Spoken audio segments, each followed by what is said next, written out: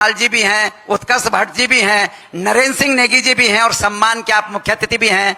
मैं बड़े आदर के साथ आपको आपके उद्बोधन के लिए मंच पर न्योता दे रहा हूं। श्रद्धेय पुष्कर सिंह धामी जी, माननीय मुख्यमंत्री उत्तराखंड।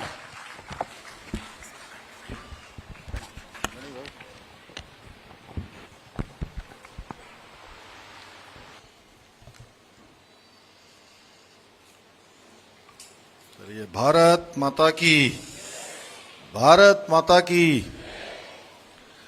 नरेंद्र सिंह नेगी संस्कृति सम्मान समारोह के अवसर पर मंच पर आसीन पूरे उत्तराखंड का नाम पूरे देश दुनिया के अंदर ले जाने वाले उत्तराखंड की आन बान शान आदरणीय श्री नरेंद्र सिंह नेगी जी, और मैं सबसे पहले तो उनको आज उनके 77वें जन्मदिवस पर उनको मैं बहुत बधाई देता हूं, बहुत शुभकामनाएं देता हूं। भगवान बद्री विशाल बाबा केदार से प्रार्थना करता हूं कि वो दीर्घायु हों, स्वस्थ रहें और लंबे समय तक, दीर्घ काल तक हम उनके इस गीत संगीत को लगातार सुनते रहें, लगातार वो हम सबको प्रेरणा देते रहें। और आज जिनको सुनने के बाद सच में आप सबको भी बहुत अच्छा लगा होगा और मुझे तो बहुत ही अच्छा लगा। और मैं कह रहा था कि जो हमारे इसका चयन करने वाले हैं, मैं सबसे पहले तो उनको बहुत बधाई देता हूं कि जिन्होंने श्री ताई तुगुंग जी का इस पुरस्कार के लिए चयन किया। और मैं आदरणीय नेगी जी से भी पूछ रहा था कि इनका चयन कैसे हुआ। सच में आपकी तो जितनी प्रशंसा की जाए वो कम है कि सुदूरवर्ती क्षेत्र से, और मैं कह रहा था जैसे हम सब पहाड़ी हैं वैसे ही पहाड़ी दिख रहे हैं हमको ये, और उनका जीवन भी उसी प्रकार का है जिस प्रकार से दूर सुदूरवर्ती। मुझे भी अपने गांव की याद आ रही थी धीरेन्द्र भाई। मैं जब छोटा था, मैं पिथौरागढ़ के बिल्कुल सीमांत क्षेत्र में, आप उधर भी चाइना बॉर्डर है और उधर भी चाइना बॉर्डर है, तो उसी बॉर्डर के पास मेरा जन्म हुआ। और जब मैं 4 साल का 5 साल का रहा हूँगा तब बस पकड़ने के लिए हमको भी 12 घंटे पैदल चलना पड़ता था। तो मुझे उन दिनों की याद आई आपके, जब आप यहाँ से बोल रहे थे, और लग रहा था कितना कठिन जीवन है। लेकिन यदि मन में आगे बढ़ने की इच्छा हो, संकल्प हो, तो कभी भी व्यक्ति के जीवन में जो अभाव होते हैं, जो परेशानियां होती हैं, चुनौतियां होती हैं, वो उसकी प्रतिभा और क्षमता को रोक नहीं सकती है। चाहे वो हम नरेंद्र सिंह नेगी जी को इस मंच पर देख रहे हों, चाहे हम हमारे तुगुंग जी को देख रहे हों, या इंद्रजीत सिंह नेगी जी को देख रहे हों, या हमारे महानुभाव यहाँ पर जो बैठे हुए हैं इतने शानदार तरीके से, चाहे नवीन बलूनी जी हों, शिव प्रसाद सेमवाल जी हों, दिग्मोहन सिंह नेगी जी हों, सभी ने एक मुकाम हासिल किया है। और यही नहीं, सामने बैठे हुए भी बहुत सारे लोग हैं। मैं एक एक का नाम लूंगा तो बहुत ज़्यादा हो जाएगा। जैसे अभी श्रीमती नेगी जी के बारे में बताया कि जैसे वो हमारे यहाँ के जो फूड्स होते हैं पहाड़ों के, उसके बारे में आपका बहुत ज्ञान है, और हम लोग प्रयास करेंगे कि उसको भी जो है, जो हिमालयन राज्य है हमारे, उन फूड का कोई कार्यक्रम करें जिससे कि और लोग हमारे इन सब फूड्स के प्रति प्रेरित हों। वो कितने स्वास्थ्यवर्धक होते हैं, कितने अच्छे होते हैं, उसमें क्या प्राकृतिक पौष्टिक तत्व मिले होते हैं। तो इस अवसर पर मैं आप सभी का, जो लोक कलाकार हैं यहाँ, साहित्य प्रेमी हैं, कला प्रेमी हैं, समस्त महानुभावों का, हमारे साथी धीरेन्द्र पवार जी यहाँ बैठे हैं, नेगी जी बैठे हैं, अन्य महानुभाव यहाँ बैठे हैं, काजमी साहब हैं, बहुत सारे लोग, मैं आप सभी का हृदय से स्वागत करता हूँ, आपका अभिनंदन करता हूँ। और आज बहुत हमारे लिए गर्व का विषय है कि लोक संस्कृति के अग्रदूत श्री नरेंद्र सिंह नेगी जी को समर्पित संस्कृति सम्मान प्रदान करने का ये श्री ताई तुगुंग जी को ये शुभ अवसर हम सबको प्राप्त हो रहा है और आदरणीय नेगी जी के नाम से दिया जाने वाला ये पुरस्कार प्रतिष्ठित सम्मान हिमालय राज्यों में जो संस्कृति के क्षेत्र में, साहित्य के क्षेत्र में, कला के क्षेत्र में और सामाजिक सरोकारों के क्षेत्र में विशिष्ट योगदान देने वाले लोग हैं, कठिन परिस्थितियों में काम करने वाले हैं। पिछले वर्ष हमने हिमाचल के प्रोफेसर साहब आए थे, उनको ये पुरस्कार यहीं पर दिया था और हम सब गौरवान्वित हुए थे उनको पुरस्कार देके। पहले पुरस्कार की शुरुआत आदरणीय नरेंद्र सिंह नेगी जी से हुआ था। तो ऐसे महान व्यक्तित्वों को ये पुरस्कार दिया जाता है और हमने अभी देखा, मुझे बताया गया कि हमारे जो इस बार के जो सम्मान वाले हैं ये तुगुंग जी प्रख्यात रंगकर्मी हैं, अभिनेता है और नाटककार है।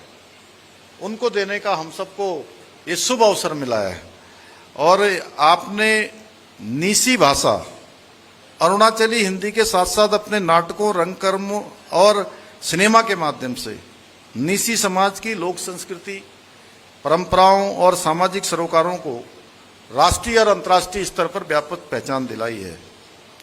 आपका जो चर्चित नाटक लप्या और फिल्म संगी माई, जिसका प्रदर्शन कांस फिल्म फेस्टिवल में भी हुआ, यह आपकी रचनात्मक यात्रा के उल्लेखनीय उदाहरण है। मैं आज इस अवसर पर श्री ताई तुगुंग जी को समस्त उत्तराखंड वासियों की ओर से बहुत बधाई देता हूं, शुभकामनाएं देता हूं। और एक बात मैं और कहना चाहता हूं, मैं नॉर्थ ईस्ट में कुछ कार्यक्रमों में गया हूं। एक समय में तो थोड़ा और कठिन था, लेकिन अब 2014 के बाद देश में बहुत सारा साहित्य के क्षेत्र में, कला के क्षेत्र में, भाषा के क्षेत्र में बहुत परिवर्तन हुआ है। और लेकिन जहां पर हिंदी को समझ पाना भी कठिन है, हिंदी समझ पाना भी कठिन है, वहां पर हमारे तुगुंग जी इतनी शानदार हिंदी में जो है इन्होंने यहाँ पर हम सबके सामने संवाद किया। आपकी जितनी प्रशंसा की जाए उतनी कम है। और इस आयोजन के लिए भी, जो आयोजन होता है, इसके लिए भी मैं हृदय तल से आयोजकों को, सभी आयोजकों को बहुत बधाई देता हूँ। भाइयों बहनों, ये अवसर इसलिए भी विशेष है कि आज आदरणीय नेगी जी के जीवन और व्यक्तित्व और उनकी जो दशकों लंबी संगीत यात्रा है, इस संगीत यात्रा को शब्दों में पिरोती पुस्तक mountain melodies of Narendra Singh Negi का विमोचन भी किया गया है और कल भी एक पुस्तक का विमोचन यहाँ पर हुआ है। मैं उसमें भी रहना चाहता था, लेकिन कुछ पहले से निर्धारित कार्यक्रम होने के कारण से कल मैं नहीं आ पाया। मैंने एक प्रयास किया कि मैं अपनी शुभकामनाएं आदरणीय नेगी जी को और सभी हमारे जो कार्यक्रम में उपस्थित लोग हैं, पाठकगण हैं, उन सबको प्रेषित करूं। उसके बारे में गढ़ी भाई ने अभी बताया कि एक वीडियो के माध्यम से अपनी भावनाएं मैंने आप तक पहुंचाने की कोशिश की है।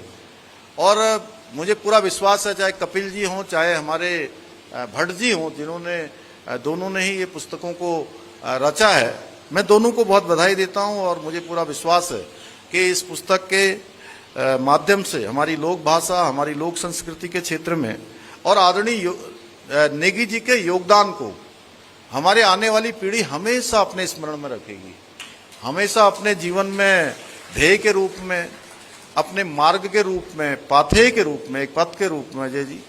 तो और नई पीढ़ी जो हमारी है, आने वाली पीढ़ी है, उस तक पहुंचाने का बहुत महत्वपूर्ण कार्य करेगी। भाइयों बहनों, मैं फिर कहना चाहता हूं कि आदरणीय नरेंद्र सिंह नेगी जी केवल एक लोक कलाकार नहीं है, बल्कि देवभूमि के ऐसे महान सपूत हैं जिन्होंने उत्तराखंड के जन जन के हृदय को छूने का काम किया है। जन जन की भावनाओं को, माताओं बहनों के जीवन में जो चुनौतियां हैं, कठिनाइयां हैं, उनको अपने गीतों के माध्यम से आम जन के समक्ष रखने का प्रयास किया है।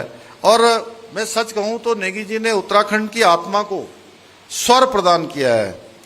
और आदरणीय नेगी जी ने हमारे लोक जीवन में जितने प्रकार की परेशानियां हैं, पीड़ा है, संघर्ष है, उसको, सौंदर्य को उन सुरों में ढाल कर न केवल उसे जीवंत किया है, बल्कि हमारी सांस्कृतिक चेतना को एक नई ऊर्जा भी देने का काम किया है।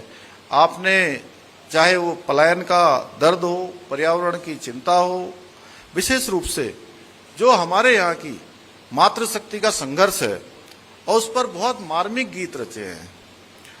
आपने अपने गीत संगीत लेखनी के माध्यम से न केवल हमारी सांस्कृतिक विरासत को नई ऊंचाइयां प्रदान की हैं, बल्कि उत्तराखंड की आत्मा को सुरों में पिरोकर उसे केवल देश में ही नहीं पूरे विश्व के अंदर ले जाने का काम किया है, प्रतिष्ठित किया है। और आपका ठंडो रे ठंडो मेरो पहाड़ की हवा ठंडी पानी ठंडो, ये गाना मुझे बहुत बचपन से ही बहुत पसंद था। और कभी मैं किसी कार्यक्रम में होता हूं तो मैं नेगी जी से हमेशा उनसे बहुत अनुरोध करता हूं कि वो गाना जो है वो गाते हैं तो बहुत ही अच्छा लगता है। ऐसा लगता है कि हम बिल्कुल पहाड़ों की वादियों में हैं। और इसे मैंने गुनगुनाने का भी प्रयास बचपन से किया। भाइयों बहनों, उत्तराखंड सहित हमारे सभी हिमालय राज्य, यहाँ की जो लोक संस्कृति है वो अपने आप में बहुत विशिष्ट है। हमारे यहाँ के चाहे जागरण हो, बेड़ा हो, मांगल हो, खुदेड़, चौपाटी सहित अनेक तरह के पारंपरिक गीत, ये हमारी जीवन शैली और हमारी भावनाओं के प्रतिबिंब है जो इनके माध्यम से दिखाई देते हैं। वहीं ढोल, दमाऊं, हुड़का, मसक, तुर्री, भंकोरा जैसे हमारे वाद्य यंत्र इन गीतों को और जीवंत बनाने का काम करते हैं, हमारे जीवन में रस डालने का काम करते हैं। आजकल के हमारे बहुत सारे युवा अपना म्यूजिकल बैंड बनाकर उत्तराखंड के लोकगीतों को नए कलेवर के साथ, नए संगीत के साथ नई पहचान देने का काम कर रहे हैं। और ये देखकर मुझे बहुत खुशी होती है कि वो आज जो समय बदल रहा है उसके अनुरूप भी लोगों को जो है यहाँ के गीत संगीत को नए तरीके से परोसने का काम, नए तरीके से नए कलेवर में ले जाने का काम कर रहे हैं। भाइयों बहनों, आदरणीय प्रधानमंत्री श्री नरेंद्र मोदी जी के मार्गदर्शन में हमारी राज्य सरकार उत्तराखंड की लोक भाषाओं, लोक कलाओं, साहित्य और सांस्कृतिक विरासत के उसके संरक्षण के लिए भी, उसके संवर्धन के लिए भी और नई पीढ़ी को ये सारी विरासत हमारी हस्तांतरित हो, नई पीढ़ी भी इन सबको जाने, उसके लिए पूरे प्रतिबद्धता के साथ काम कर रही है। लोक कलाकारों को सम्मान का अवसर देने के लिए सूचीबद्धकरण की प्रक्रिया को सरल एवं निरंतर किया जा रहा है। अभी तक 275 सांस्कृतिक दलों और 226 एकल कलाकारों को सूचीबद्ध किया जा चुका है ताकि वो अपनी प्रतिभा के प्रदर्शन के साथ उनको रोजगार के अवसर भी मिल सकें। हमारी पारंपरिक लोक संस्कृति के आधार पर ढोल, दमाऊं जैसे वाद्य यंत्रों और उनके वादकों को प्रोत्साहित करने के लिए भी हर पात्र कलाकार को प्रतिवर्ष निःशुल्क वाद्य यंत्र एवं वेशभूषा भी उपलब्ध हम करा रहे हैं। साथ ही हमने लोक कला के लिए जीवन समर्पित करने वाले जो हमारे वृद्ध एवं आर्थिक रूप से कमजोर कलाकारों को, साहित्यकारों को और लेखकों को मानसिक पेंशन 3,000 रुपये से बढ़ाकर 6,000 रुपये करने का काम भी हमने किया है। वर्तमान में 180 कलाकार इस योजना से लाभ ले रहे हैं। हमारी गुरु शिष्य परंपरा को जीवित रखने के लिए लोक कलाकारों के माध्यम से 6 माह की प्रशिक्षण कार्यशालाएं भी आयोजित की जा रही हैं, जिससे हमारी युवा पीढ़ी अपने लोक कलाकारों परंपराओं को सीखे और उसे आगे बढ़ाने का काम भी करे। इतना ही नहीं, वर्ष 2025 में दीर्घकालीन साहित्य साधना करने वाले साहित्यकारों के लिए दीर्घकालीन साहित्य सेवी सम्मान भी प्रारंभ किया गया है, जिसमें 5 लाख रुपए की सम्मान राशि प्रदान की जा रही है। इसके अलावा उत्तराखंड साहित्य गौरव सम्मान के माध्यम से अब तक हिंदी सहित विभिन्न भाषाओं में 57 कलाकारों को सम्मानित किया जा चुका है। इसी क्रम में साहित्य भूषण पुरस्कार की शुरुआत भी की गई है, जिसकी सम्मान राशि भी 5,51,000 रुपये रखी गई है। साहित्य सर्जन को प्रोत्साहित करने के लिए वर्ष 2022 से लेकर अब तक 102 लेखकों को पुस्तकों के प्रकाशन हेतु अनुदान, आर्थिक अनुदान भी दिया जा चुका है। इसके अलावा हमारी सरकार लोक भाषाओं और बोलियों के संरक्षण एवं संवर्धन के लिए भी प्रतिबद्ध है। इसके लिए विभिन्न स्तरों पर कार्य किया जा रहा है।